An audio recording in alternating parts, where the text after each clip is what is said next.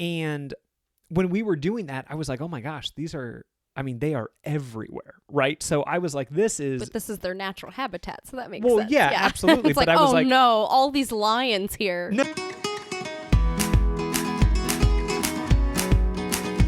Hello and welcome to the Worldwide Honeymoon Travel Podcast, the podcast that talks about all things couples travel, including destinations, tips, advice, and more.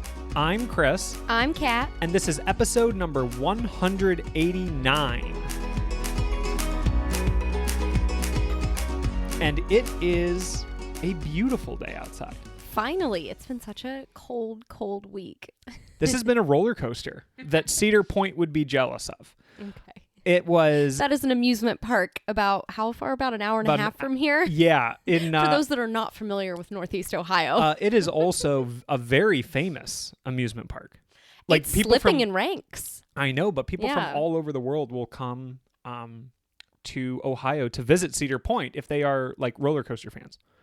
Yes, there are some good roller coasters there. Yeah. But yeah, we've had gale force winds that caused us to lose power. We've had for like more than 12 hours. Yeah. Yeah. We've had snow, we've had hail, we've had sleet, we've had rain, and now we have gorgeous 70-degree weather outside. Yeah. I mean, 20 degrees Celsius for y'all what non-US folks 70 listening. Degrees Celsius. Oh my gosh, that would be so hot. Yeah, I mean, what a week. Yeah. Now that we have finished the weather portion of the episode, though. You'd make a great meteorologist. Thank you. What else have you been up to? Anything good? Well, we had some good reviews on the podcast, so thank you guys. I haven't checked in a long time, and then I finally looked, and there's a couple up there that are new, and we really appreciate you guys leaving reviews for us. Yeah, and we do read all of them, and that's exciting. Yeah, we really enjoy that. So if you like what you're listening to, go leave us a 5-star review, please and thank you. So that's pretty great. Just shameless. Just a shameless. Well, it does help other people find us, because the higher reviews you get, the more people that review you, the more you're going to show up, I guess, in like Apple Podcasts and all that stuff, search engines. So that's kind of how that works. But anyway, other than that, we got to watch some of our closest friends get married. That was wonderful. Which was lovely. And see a whole bunch of friends. Yes, a lot of people came in for that. A lot of friends came in. It was a really fun wedding. Yeah. So that was a highlight. That was wonderful. Now we're just watching them. Now they just like send us photos from their lovely honeymoon in Hawaii.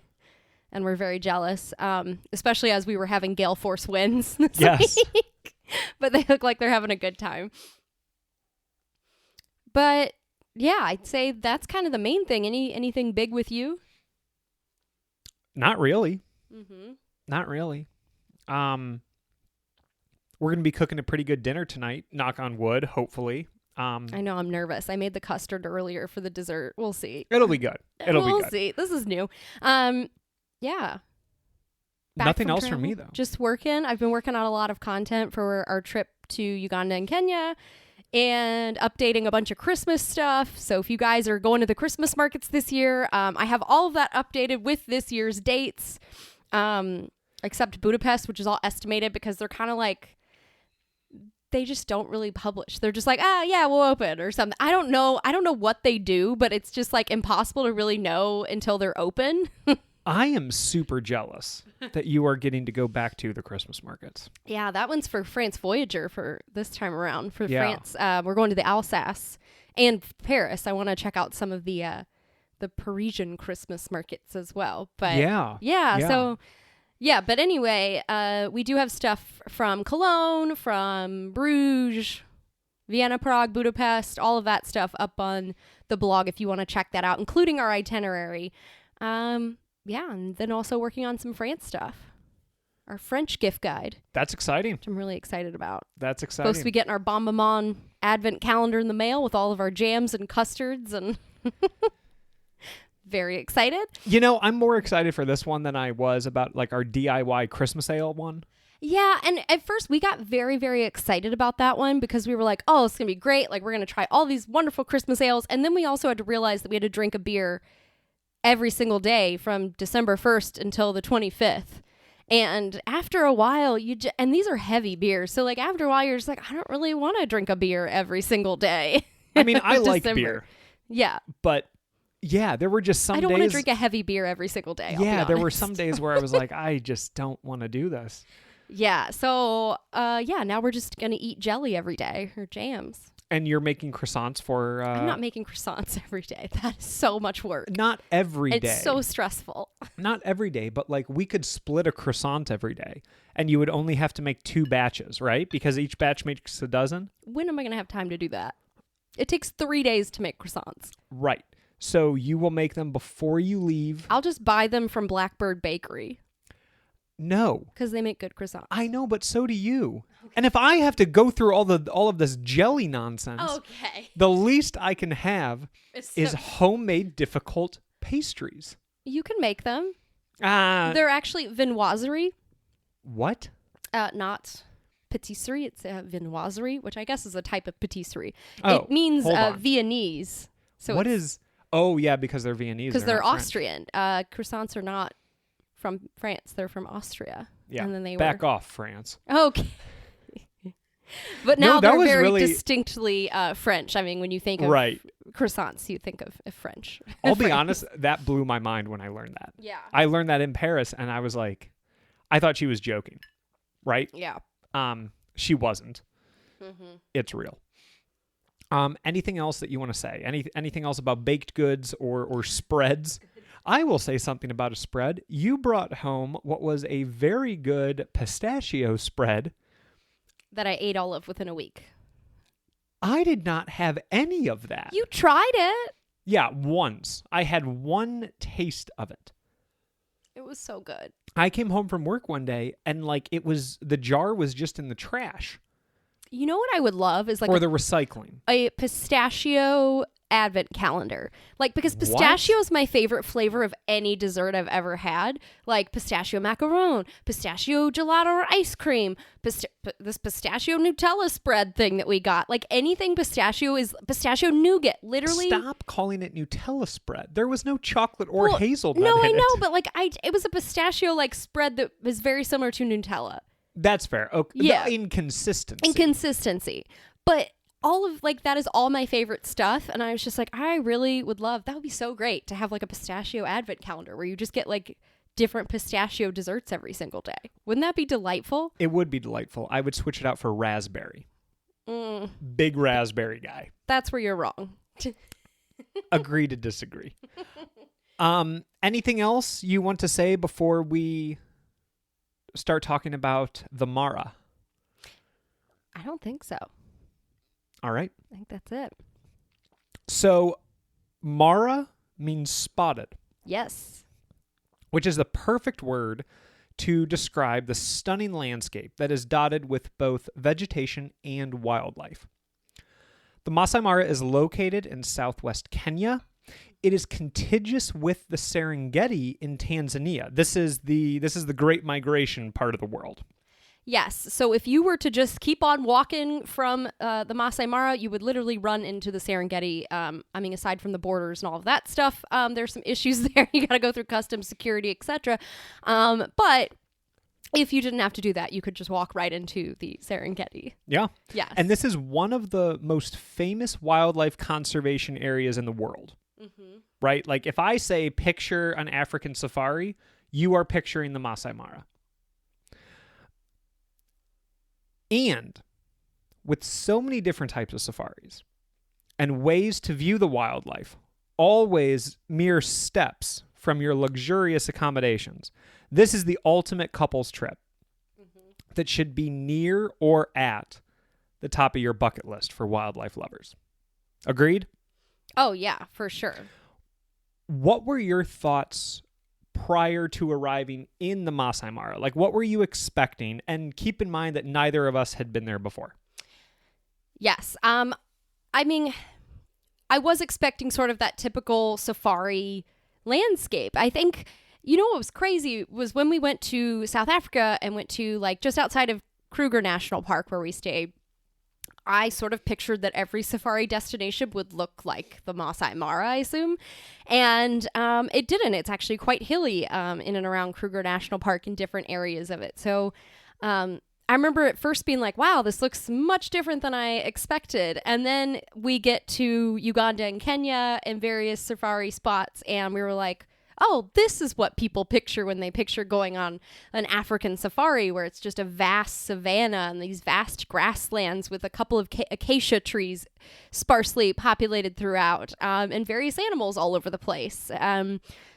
So I thought prior to that, I was like, this is where we're going to see that typical safari landscape. I knew you could do a hot air balloon safari, which we sort of last minute decided to do. Maybe a month beforehand, we opted to do it. Yeah. Yeah. Because we were like, oh, is it worth the cost? We'll get into that later. Spoiler alert, yes. But, this is a place where you can do different types of safari, like a hot air balloon safari.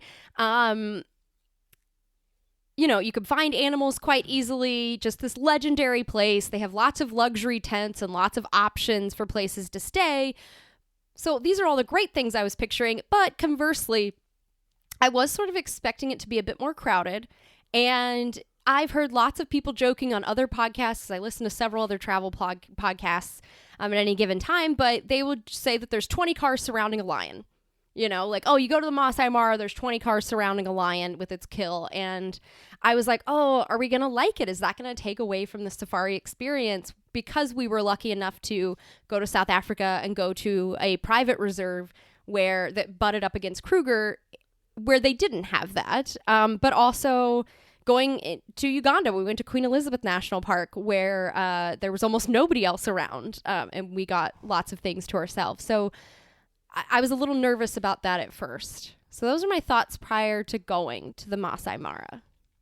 Mine were nearly identical. Okay. So we went here largely because you wanted to see cheetah. Yeah. Right? That was a big thing on your wildlife. Love all cats. Love Big all cats, little cats.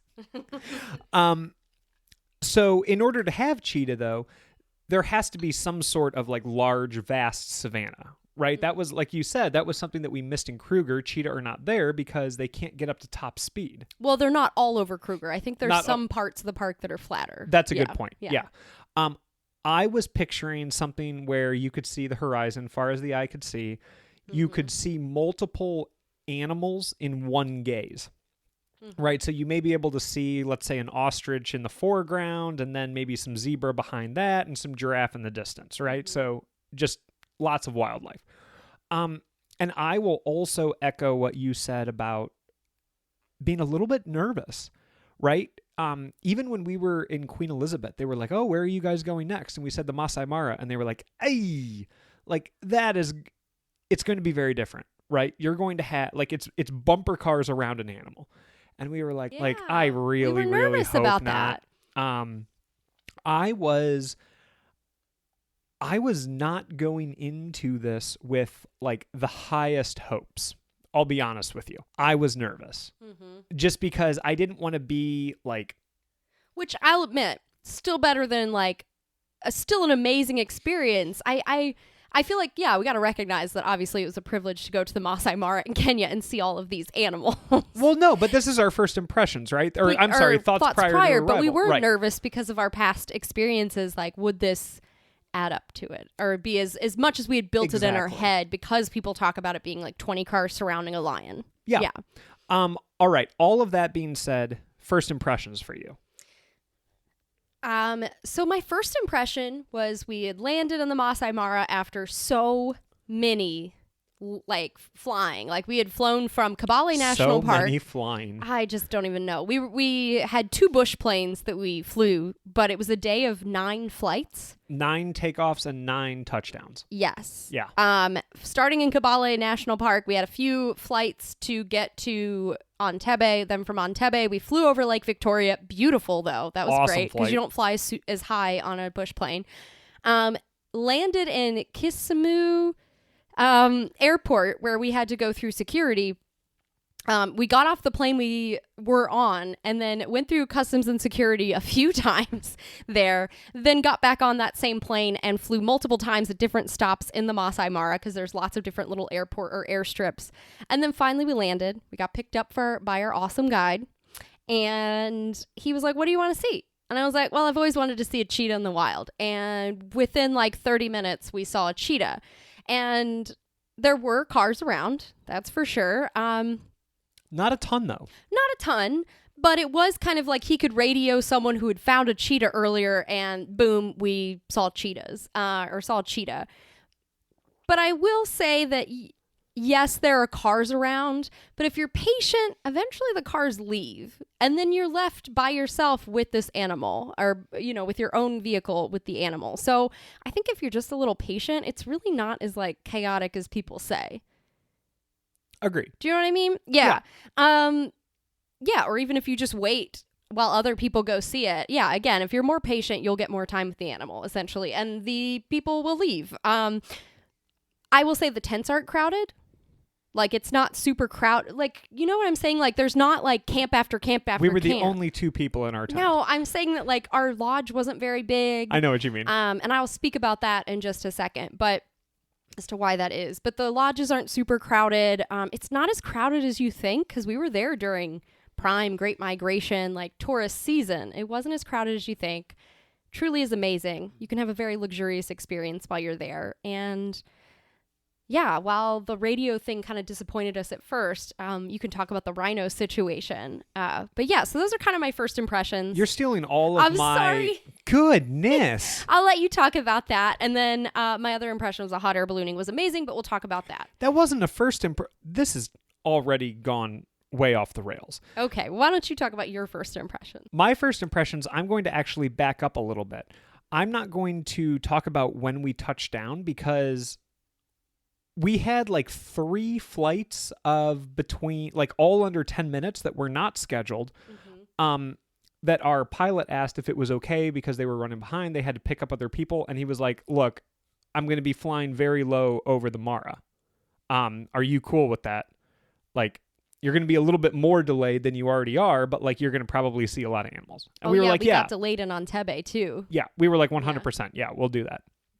Saw lion, saw giraffe, saw elephant, saw hippo. So many hippos. This was the river. all before even touching down. Yeah. So we're flying over this, and I'm like, this is like Animal Kingdom.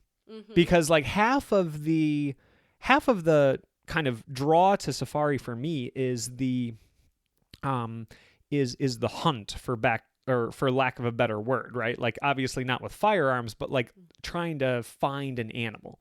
I love that anticipation. And when we were doing that, I was like, oh my gosh, they are everywhere, right? So I was like, this is their natural habitat, so that makes sense. Well, yeah, absolutely. It's like, I was like, no, all these lions here. No.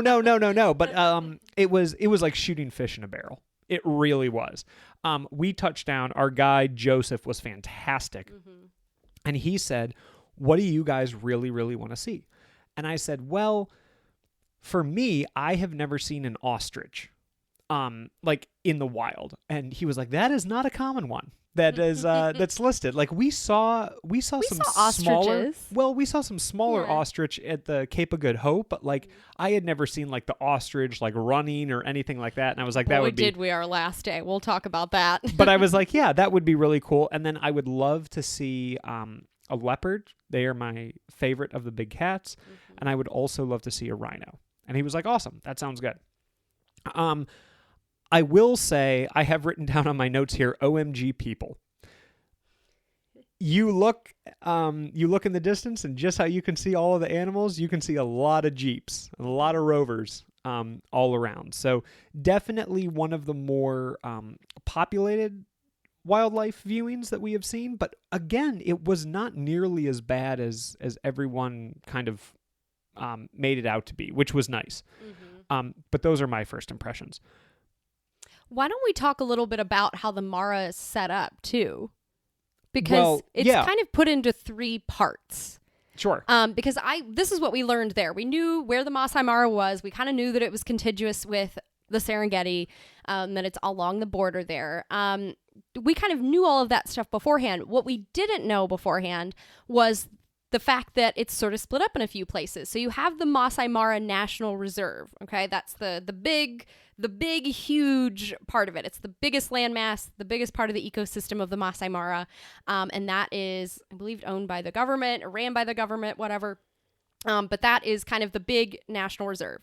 Then you have the Masai Mara conservancies, which are multiple different conservancies that are owned by the Maasai.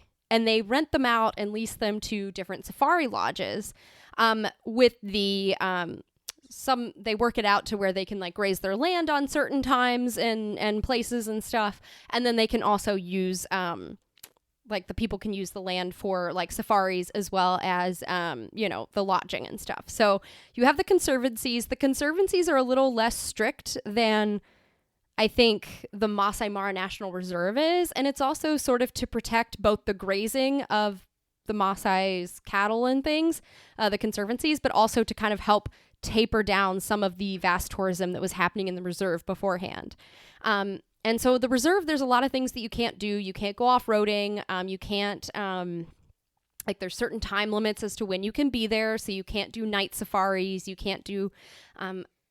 I don't know, there's just lots of, you can't do a horseback riding safari, things like that. Versus in the conservancies, they will offer things like night safaris.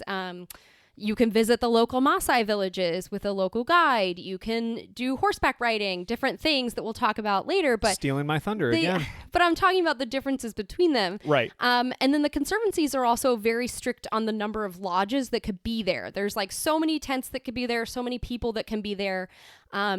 And while you stay in the conservancy, you can also go into the park. But if you're in the park, you can't go into a conservancy that you're not staying in because they limit it. So you can actually, it's great staying in a conservancy because you're not going to have as many people there.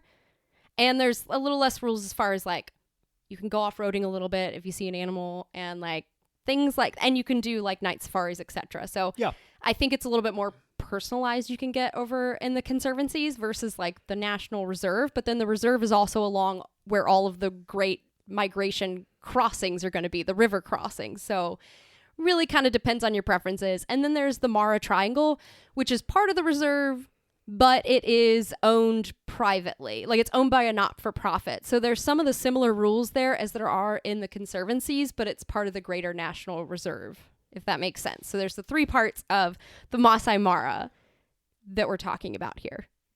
Awesome. Yeah. Before we talk about everything else, why don't you go through logistics? All right. Well, we talked a little bit about how to get there.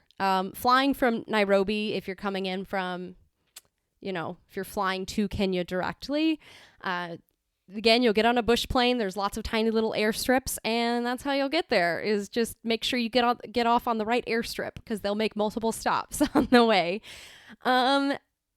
For us, we came in through Entebbe, so we had to go through Kisumu because that was where we had to go through customs and immigration. So basically flying on a bush plane to get there is the main way. If you want to drive, you can drive to the Masai Mara. It's about 6 hours from Nairobi. So I don't recommend it. I recommend just flying, and most of the lodges provide transportation and a guide, so you don't really need to drive. Although you can self-drive if you really want to in the Masai Mara Reserve. Where to stay? We stayed at Ilkiliani Camp. Awesome. Great camp. Awesome spot. Recently renovated. It's along the Talek River. It is kind of like a conservancy. I had a hard time figuring out like whether it's not in the National Reserve. It's just outside the Talek Gate. But it's not necessarily its own like conservancy area. I was very confused on trying to figure this out. But it's a great spot. We absolutely loved it. Our lodge, the lodge overlooks the Talek River, which was fantastic. There's a beautiful fire pit. The staff is wonderful. I had the best massage of my life in my tent. Shout out to Halima. And our tents were super spacious. It had like dual sinks, bathroom, everything. And yeah, we even had a balcony that you could see the river, which was fantastic from our tent. Yeah, so I had to work a little bit while we were here, and they have a game viewing deck that is it's the equivalent of a second story. And I'll be honest with you, that was not a bad view to crank out some work for 2 hours there. Yeah. I mean, from the game viewing deck, I saw baboons, I saw monkeys, we saw small cats, a genet cat, I saw elephant, I saw warthog, and I saw giraffe, all from just, the property. Yeah. We saw lots and lots of wildlife just at the property itself. Yeah, so that was fantastic. And one thing that obviously I agree with you on, but I kind of want to hype it up a little bit, some of the nicest staff. Like the amount of personal conversations that we had with so many people was just fantastic. And that was really, really neat. Like there were multiple times where they would just like sit down, like, hey, do you mind if like we join you for a little bit? And we would chat just about like, I don't know, like, life. Yeah. Like they would ask what we do opposite. And yeah, it was really, really cool. Yeah, and there was also a lot of the local Masai. They were there. Our guide Joseph is a member of the Masai, and we had a lot of people that worked at the camp where they kind of guard the grounds at night, which I guess makes sense if they own that area. Now that I think about it, and so even when you start on your safari early in the morning, it's really dark outside, and they are like, do not walk outside because there could be wild animals on the path.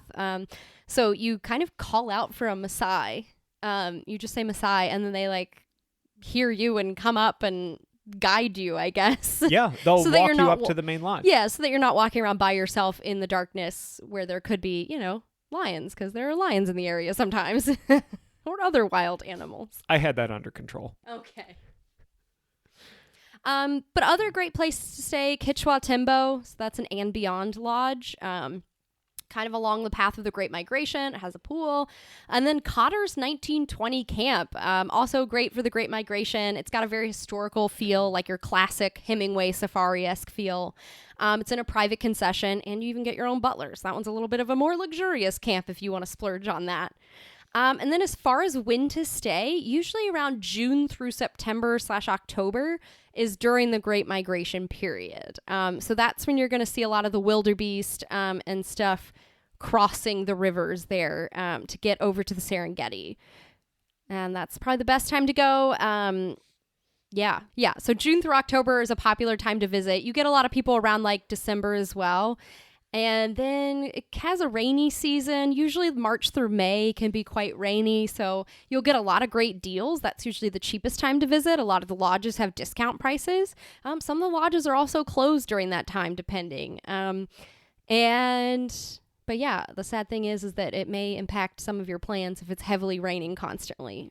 So just pros and cons when you go to make your decision about when to go to the Masai Mara. But usually the Great Migration is a popular time. Yeah, and I will also say, just on the rain topic, we saw the best sighting that we have ever seen when it was raining. Yes, but we were there like at a very light rainy season time of year versus steady, like heavy rain. Right. Yeah. Right. Steady rain, but yeah. Versus like April and May where it's raining a little bit more, so that could be a little bit more challenging as far as like driving and getting around the park too. Yeah. All right, things to do. Well, did you have any other logistics? No, that's it. Okay. Things to do. Number one, something that I really wish that we had one more day to do is visiting a Maasai village. Yeah, I would have just loved to do that. But it was scheduled in a way where we were we were going to have to miss a game drive or miss some sort of like wildlife viewing for it. And we kind of talked to our guide a little bit about it. And he was like, you're only here we were there for 2 full days. Yeah. And he was like, you know why you're here. And I was like, yeah, that's fair. But I do really, it's a regret that we did not do it. I think if we had 3 days, full days in the Masai Mara, I would have 100% done a village visit. Because I think we could have walked there too. Yes. To the local village and got to check it out. I would have loved really cool. doing that. Yeah. But that is available. The other, the other big thing to do, right? Like, a throwaway. It's the wildlife. Yeah. Right. But there's so many different experiences that you can have with the wildlife. The classic one is the game drive. Mm-hmm. We went on multiple game drives. You also have the option for a hot air balloon safari. Okay, so I'll actually back up to the game drive one first and kind of like describe this a little bit more. So you are in a rover that has a pop top. It has a roof that you can kind of put up so you can stand and get like a higher vantage point on the animals. But it also has like the windows that obviously open, like you're not enclosed, you're not taking pictures through glass or anything like that, right? No, it's kind of like a Jeep type of it's a Land Rover. Well, no, I'm saying like the Jeep, you know how you have the flaps on a Jeep or something? Oh, yeah, It's like that covering. So if it's raining, they'll put the flaps down and, you know, you can still see out the window, or you could roll it all up. Yeah. So it's almost like an open air vehicle. Awesome. But yeah, you can cruise around in that. The hot air balloon safari. This was early in the morning. Early in the morning. I think we got picked up at 5:30. Yes. Yeah. Well worth it. Mm-hmm. I mean, this skyrocketed the Masai Mara up my list. We had an incredibly experienced pilot.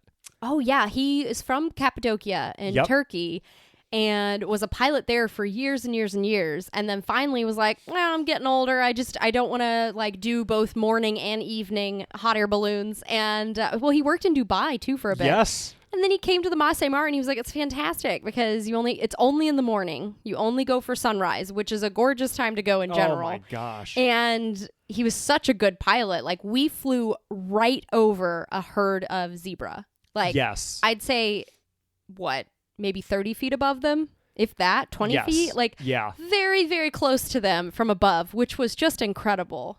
And I mean, we saw cheetah, we saw leopard, we saw lion, we saw elephant, like giraffes, so much. It was just such a magical experience. On top of watching the sunrise over the savannah and the mountains far away, like there were also mountains nearby. But he was an amazing pilot. There was one point where we passed another balloon, and if you guys aren't familiar with hot air ballooning in Cappadocia, hundreds of balloons are all in the sky at once, right? So it's kind of like a traffic jam.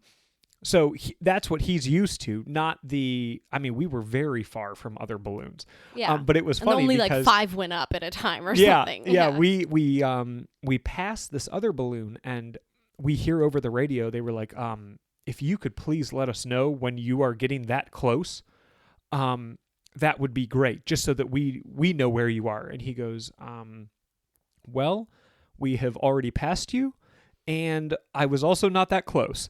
And I was like, that is awesome, because I mean, in Cappadocia, like the balloons can, not the baskets, but like the balloon itself can like touch another balloon. Like it's very dense. Yeah. And he's cruising around. It was awesome. We also had a very gentle landing, which was wonderful because he was such a great pilot, but also it wasn't super windy. Like, we had a fantastic, very light landing, which was lovely. That was what I was nervous about. I never knew how a hot air balloon landed, and they just kind of, they ask you to brace. Yeah. And they just kind of hit the ground and like boom, boom, boom. And then eventually you stop. But if you're going to go here, if you're going to go to the Masai Mara, I'll be honest with you, the hot air balloon, the price tag on that safari was not easy to stomach. I think it was $470 a person. And it does come with, like, you have a bush breakfast after. They have a huge breakfast spread, huge buffet, eggs made to order, fresh coffee, mimosas. Meats, potatoes, fruits. Yeah, bottomless mimosas, pastries, bottomless Bloody Marys, all of that good stuff. They make it a whole luxurious thing after. They even have a loo with a view, which is like a little hidden bathroom that they have, a little porta potty situation or portaloo. 3-wall bathroom, yeah. That you can look at the mountains in the savannah from the toilet. I mean, it was just such a romantic experience overall. I mean, the whole time I was geeking out, being like, this is so cool. This is so cool. This is so cool. Every time we saw an animal and we're like flying above them. I mean, even the sunrise was absolutely stunning that morning. Just us cuddled together on this little basket. It was so beautiful. It really was. I mean, like I said, it was a difficult price tag to stomach, especially when we were only like a month out from when we were leaving, and we're like, oh, there's this opportunity. It's going to cost another $1,000. Well, and I had talked to some people too and was like, who had been previously, and asked them, is it worth it? And they were all like, 100% yes. Like, you have to do it if you're going to go. Like, it's like a lot of people regret not doing it. And I was like, all right. We'll just bite the bullet. We'll do it. Yeah. 100% worth it. I think that was the highlight of, like, if not the entire trip for me, but certainly of the Masai Mara, was going on a hot air balloon safari. It was incredible. So cool. It was absolutely incredible just to see. I mean, we were talking about like our thoughts prior and our first impressions with that large, vast savanna landscape, right? But to see that from an aerial perspective, not from the plane, right? But it was just incredible. It was very romantic, like you said, just really, really neat. Another way that you can view the wildlife is on horseback. We did not do this. I had the hat for it, but we decided... We talked about it. It's definitely cheaper, but I still think it's like $150, $200 a person to do. It would have been over $500 for us. That would have not... That was not something that we had necessarily like planned on doing. We learned about it there. And that depends on where you're staying. It does. Too. I think that it would be pretty cool. So, I mean, if we went back, I would do a horseback safari. Yes. I think that would be pretty neat. Yeah. Because you like get to go amongst like the herd of animals or whatever. Yeah. So you're just really one of the cool. herd. You are one of the herd. And then another way to kind of view the wildlife is via the bush breakfast or the bush or the sundowners. Which we did both, which was wonderful. Yes. The sundowner, easily the coolest beer I've ever had in my life. Yeah. I have been very fortunate to drink beer in a lot of pretty cool places, right? I have never had a beer before where there is a family of giraffes, a family of hyenas, and a family of zebras all within like 100 yards of me, 100 meters. That was pretty incredible. That was it cool. really and we was. watched the sunset too, and we watched awesome. the sunset. It was, I mean, it was awesome. Really, really cool opportunity. All of that being said, do you have a highlight? So, well, actually, let me back up and Why let don't me we talk say about just some overall highlights. I was going to say, so we saw a lot of animals, right? There was no shortage of that. Yeah. We did not see the big five. We did not see rhino. Yes. So explain about a lot of the guides will radio each other back and forth if they see something and there's something you want to see. Say you want to see a leopard a cheetah like I did when I first got there. He radioed some guides, was like, has anyone seen a leopard recently? They tell him where, and he's like, cool, and then drives to go see it. So yes, that they definitely help each other out in that regard. So we thought, oh, well, I guess it's just like really easy to find everything you want to find because they just do that. Fish in a barrel. But wildlife is still wild. So sometimes that does not work that way, which was kind of nice. Sure. So explain about the rhinos. Yeah, there was one morning. So you go on a morning game drive and you go on an afternoon game drive. Or you could go as much as or you want. Or you can go all day, but Yeah. those are kind of the classic standard, times. Yeah. We searched for a rhino one morning for 3 hours. We saw a bunch of lions. We saw a bunch of other animals. We never found a rhino, which was pretty cool. Some other why was that cool? Because you were like, oh, that's cool. We didn't find a rhino. Yeah, we had searched for 3 hours. Honestly, that was huge for me. Because when we first landed, I thought that it was going to be a radio. Where do we go? And we can see it. And then radio again. Where do we go? We can see another animal. It honestly really meant a lot to me that we did not see a rhino because it wasn't that like 20 vehicles around an animal sort of thing. It wasn't this is what I want to see. Like it wasn't a zoo atmosphere sort of thing, right? I'll be honest. I put that as like a sub highlight for my for myself here. But yeah, I did get to see an ostrich, which was awesome. We saw a few ostrich. It was our last day, just going to the airstrip. We saw a quite the ostrich encounter, if you want to describe that. A mating dance to some very uninterested females. Yeah, they were not into it. I was loving the dance. I was in a trance. We filmed the whole dance. It was really funny. He just whips his like neck all over the place and like messes with his feathers a lot and does a whole thing. None of the females were interested. He hypnotizes them.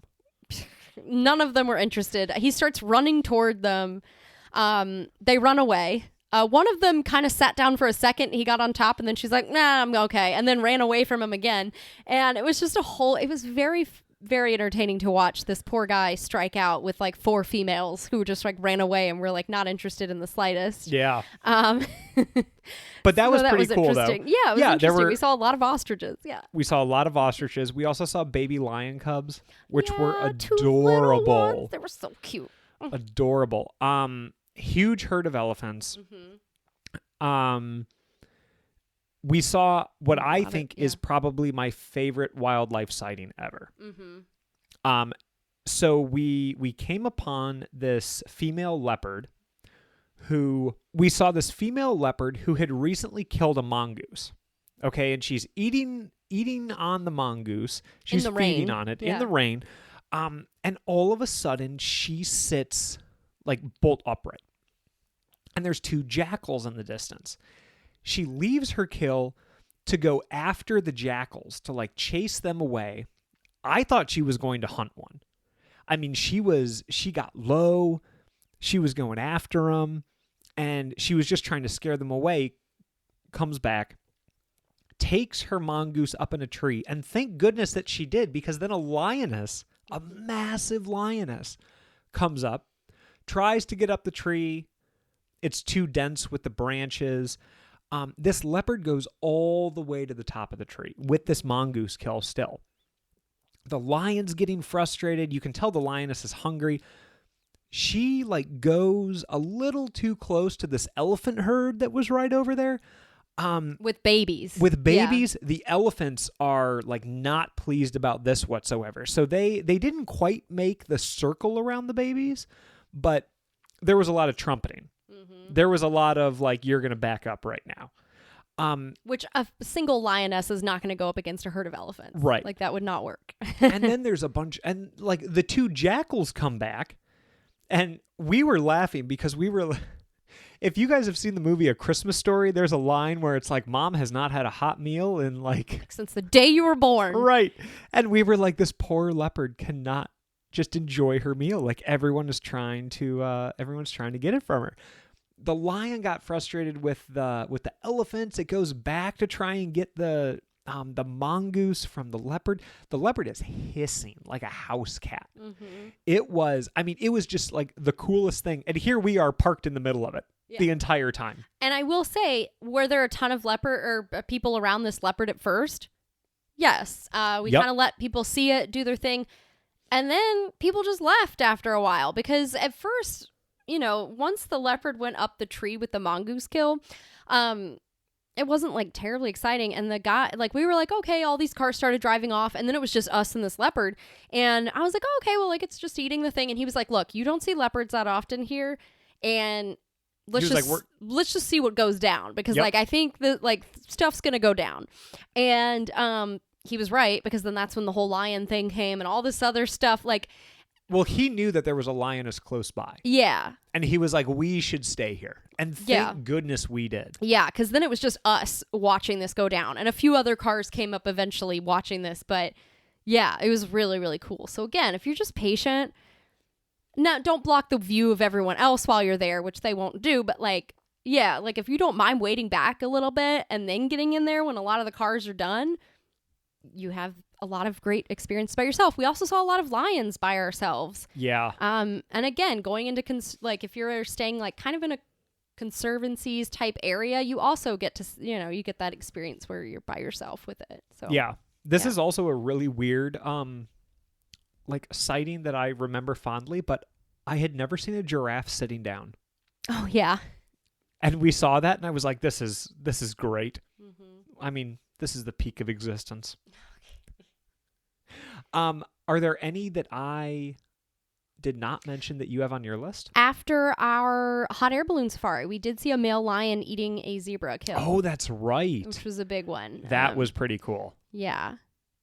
We saw a lot of Bloody, but yeah, cool. Yeah, it was cool. A lot of stuff. The vervet monkeys that were attacking our tent. That was a lot of fun, too. There was like a whole just troop of them. 6 of them. Climbed up on the top of our tent. We finally got into our tent, and we just heard them running around on the top, which was really funny. And eventually they ran off. But yeah, that was very entertaining. Yeah. Breakfast with the hippos. Like, we had a bush breakfast along a river. Yep. And there were a whole family of hippos that Christopher just kept antagonizing. We were on a... Oh, okay. We were on a cliff area, so like they couldn't like get out of the water and come get us. But I did. Christopher kept getting closer and closer to the edge of the cliff, and the hippos were just very upset about it. And they would oink, and because they kind of snort a lot, and they make all their noises and like kind of get closer, swim a little bit closer, and then they like go back, and it was really funny to watch. Yeah, I was not I wasn't. They were upset with things. you. Yeah, they were very upset because we were sitting down and we were eating, and they were fine with that. But every time I stood up or got closer to the edge of the cliff, walked closer to the edge of the cliff, they were not pleased with that. Yeah. But yeah. And you just see all their little heads poke out of the water. There was like 20 of them. Yeah, There's it was pretty cool. many. It was pretty cool. Anything else? I think those are the highlights. What was your ultimate highlight? I would say the hot air balloon flying over the zebra was really, really cool. You are out of your mind. It was the leopard versus the jackal versus the lion versus the elephant. Well, I knew you were going to pick that, so I wasn't going to take it from you. I did say, though, and I know I mentioned this before, I have also not seen the big 5. Like, I would have loved to see rhinos. I absolutely love rhinos. Mm-hmm. But for whatever reason, the fact that we didn't see it kind of, like, shattered all of those preconceived notions that I had that we were just going to be radioing and going to an animal. And then, like, radioing and going to an animal. And I will say that's a pretty important tip. Like, if you want to see a whole bunch, there is definitely the opportunity to see a whole bunch of different animals here. Yeah, because we saw tons of animals just driving around. Zebras, oh my gosh, yes. Buffaloes, yeah, just all sorts of antelopes. But we also told our guide, like, look, we don't need to see everything. We each, I think, gave him 2 or 3 animals. Yeah, and we were just like, let's see what we can see while we're here, you know? Exactly. But it helps the guide to kind of like, because there's an area where the rhinos live. He knows where some of the lion prides live. So like, it helps to tell them, like, if you really want to see lions or if you really want to see rhino, like, tell your guide, because then they'll kind of plan accordingly. Or if you want to see the Great Migration, if you want to go see the crossings, all of that stuff. Sadly, we sort of missed the Great Migration. Well, we didn't miss it. It had rained more than it was supposed to, so the water levels rose. They were too high. And a lot of the animals were skittish about going into the water when the level was that high. Yeah, because the rainy season had kind of started a little bit earlier. So we went in early September. Yes. And by then, most of them had already like migrated over to Tanzania. So I'll be honest with you, though, I was fine with not seeing that. Like, I don't necessarily need to see like the rivers run red with the blood of wildebeest. Yeah, I mean, I don't know how I don't know. It depends, I think, on like how high the river is and all of that stuff too. But sure, I think it would be exciting to see a bunch of them crossing a river. Like, it's not as much of a bloody. I mean, I'm sure it is at times, but I don't think it's always like.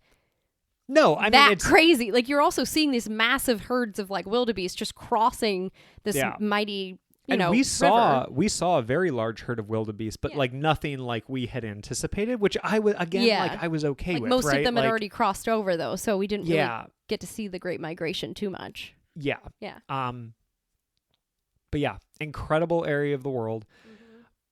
I think I mentioned this in another episode. If you are thinking like, hey, I really want to go on a safari, where should I go? I know we've talked about a few locations on the podcast. I would say Masai Mara is probably at the top of my list for recommendations. Mm-hmm. Especially if you want the quintessential safari. Yes.